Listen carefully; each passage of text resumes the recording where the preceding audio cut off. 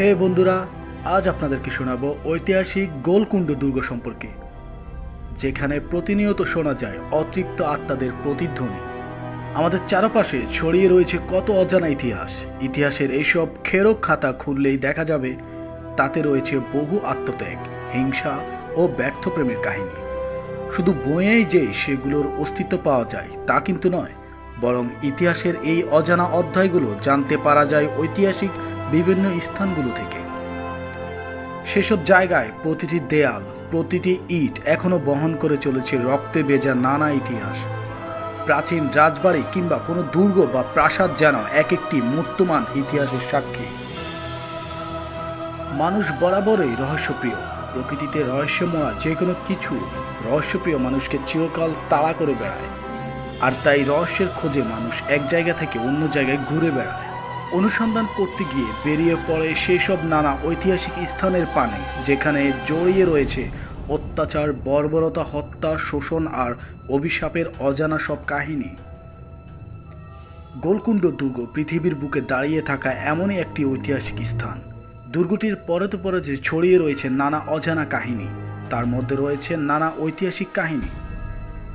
সেই সঙ্গে যুক্ত হয়েছে কল্পনা মিশ্রিত গা ছমছমে কিছু গল্প।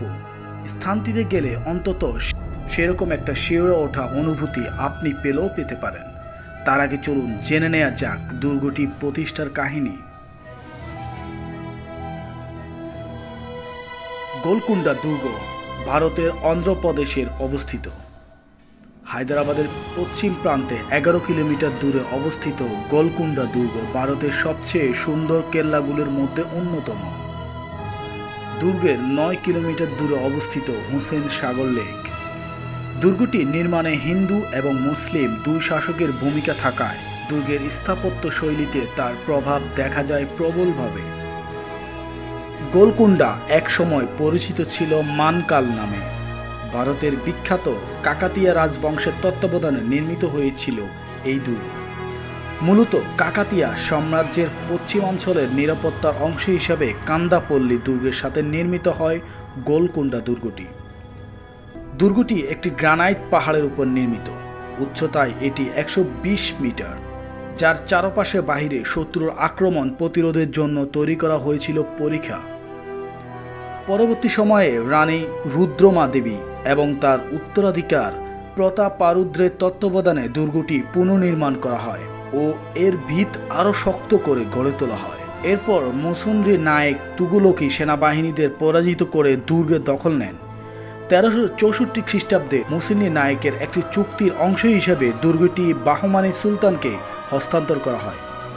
বাহমানি সুলতানের অধীনে দুর্গ এবং এর পার্শ্ববর্তী অঞ্চল ধীরে ধীরে সমৃদ্ধশালী হয়ে উঠেছিল।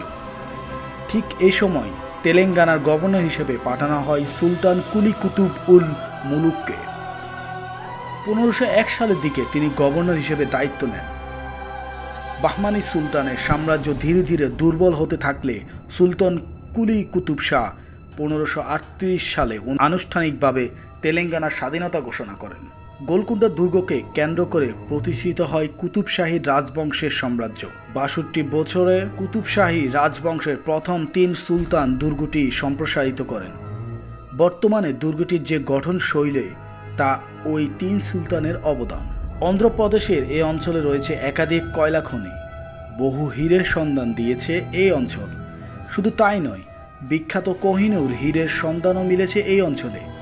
যেখানে হীরে আছে সেখানে লোভের ছায়া পড়বে না, তা কি কখনো হতে পারে? খনির নিচ থেকে আশ্চর্য অমূল্য রত্ন হিসেবে সন্ধান যেমন পাওয়া যায়, ঠিক তেমনি এই দুর্গকে ঘিরেও জড়িয়ে রয়েছে নানা অভিশপ্ত কাহিনী। শোনা যায় এই গোলকুন্ডা দুর্গে রচিত হয়েছিল এক ব্যর্থ প্রেমের কাহিনী। এমন কিছু ঘটেছিল এখানে যার জন্য এখনো ভৌতিক আবেশ রয়ে গিয়েছে এই দুর্গে। দুর্গটি কেন ধীরে ধীরে অভিশপ্ত হয়ে উঠল তা জানার জন্য আমাদেরকে ফিরে তাকাতে হবে কুতুবশাহী রাজবংশের দিকে। কুতুবশাহী রাজপরিবারের বিভিন্ন সুলতানের প্রেমের কাহিনী সর্বজন বিদিত।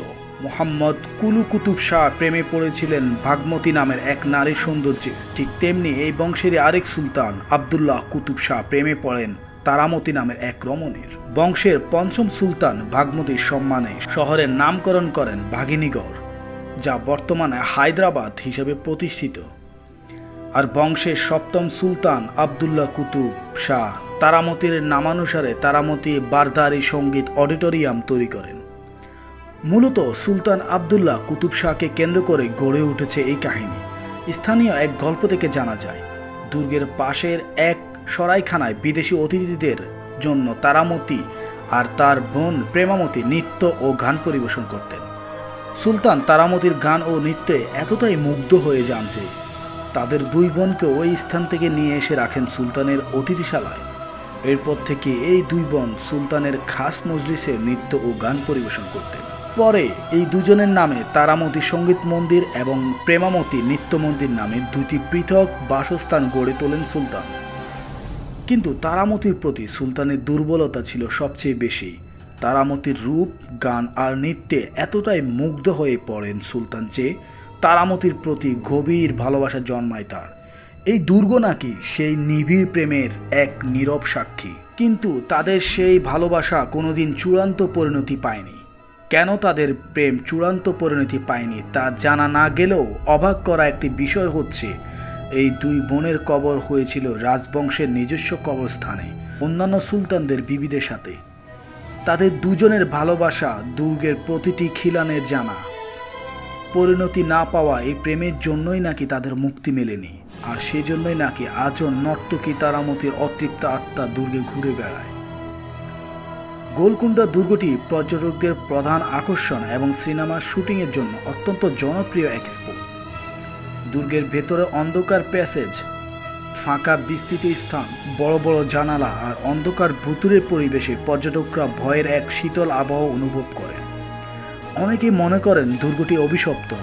কথিত আছে দুর্গের রাজকীয় দরবার হলে তারামতি সুলতানের সামনে প্রায় তার সুমধুর গান এবং অপূর্ব নৃত্যশৈলী প্রদর্শন করতেন। স্থানীয় অনেকেই রাত্রিবেলায় দুর্গ থেকে নূপুরের আওয়াজ আর অদ্ভুত এক গোঙানির শব্দ শুনতে পান। তাদের বিশ্বাস দুর্গটিতে তারামতি অতৃপ্ত আত্মা ঘুরে বেড়ায়। আবার অনেকে সুলতান আবদুল্লাহ কুতুব শাহের আত্মা ঘুরে বেড়ায় বলেও মন্তব্য করে। শোনা যায় অনেক পর্যটকই এখানে এসে নানা ভীতিকর অভিজ্ঞতার সম্মুখীন হয়েছেন। সন্ধ্যার পর এই দুর্গে বহু মানুষই অনেক ভয়াবহ পরিস্থিতির শিকার হয়েছেন। সূর্য ডুবলেই নাকি অদ্ভুত সব আওয়াজ ভেসে আসে এই দুর্গ থেকে। শুধু তাই নয়, বহু ভৌতিক অবয়বের দেখাও নাকি মেলে সেখানে। এমনকি দুর্গের ধ্বংসস্তূপ থেকেও নাকি অনেকে অদ্ভুত সব আওয়াজ শুনতে পান। তাদের বেশিরভাগই বিশ্বাস করেন দুর্গটিতে কোনো অতৃপ্ত আত্মা ঘুরে বেড়ায়। শোনা যায় এই দুর্গে শুটিং করতে এসেও বহু অদ্ভুত পরিস্থিতির শিকার হয়েছেন শুটিংয়ের কর্মীরা, যে ঘটনাগুলোর যুক্তি কখনো পায়নি তারা। বর্তমানে সন্ধ্যা 6টার পর এই অঞ্চলে জনসাধারণের প্রবেশ নিষিদ্ধ। তবে আপনিও চাইলে ঘুরে আসতে পারেন ইতিহাসের এই নামকরা ঐতিহাসিক গোলকোন্ডা দুর্গ থেকে এবং শুনতে পারেন অতৃপ্ত আত্মাদের প্রতিধ্বনি। আজ এই পর্যন্তই। পরবর্তী কোনো ঐতিহাসিক স্থাপনা বা দুর্গ নিয়ে আপনাদের সাথে হাজির হব। সেই পর্যন্ত আমার সাথে যুক্ত থাকার জন্য আপনাকে অবশ্যই চ্যানেলটি সাবস্ক্রাইব করে বেল আইকনে ক্লিক করে রাখতে হবে। ধন্যবাদ।